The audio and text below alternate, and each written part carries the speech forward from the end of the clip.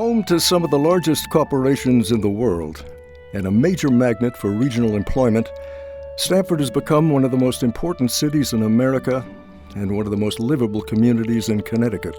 Its reputation as the city that works has been well earned. But before Stamford's urban redevelopment program transformed the city into the corporate offices and high-rise buildings that we see in Stamford today, Stamford's downtown was a bustling metropolis of independently owned family stores. From old Main Street to a Pacific Street that no longer exists. From Atlantic Street to Bedford.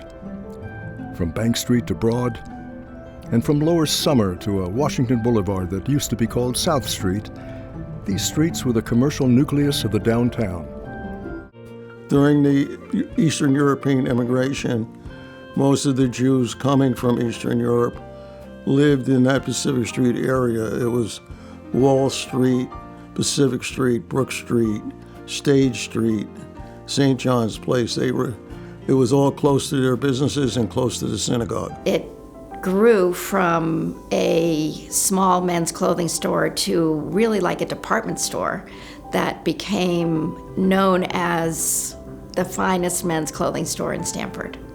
It was a family business because even people that worked for Brock Press, they worked for Brock Press for many, many years. The more fun store was Carp's. We were at the Carp's store more than, the Carp's really never came to my father's store because all of the action was over at the Carp's store.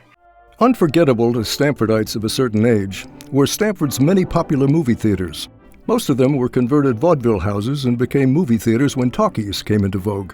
In the early 1960s, most of the stores in downtown Stamford were targeted for demolition by a municipal agency called the Stamford Urban Redevelopment Corporation. That we won in the court because they said that it was blighted area. And they figured out, my lawyer, he put it in, it's not a blighted area, so that's how they lost. So I said, I will lay down and die there. I'm not living with $230,000. No buildings were officially demolished until June 30th, 1965, when the residence of 24 Willow Street was torn down. And my gut feeling is when people ask me, what do you think of the downtown today? And I say, well, I don't like it, but it's a very vibrant city. And it's, it's a little Manhattan now.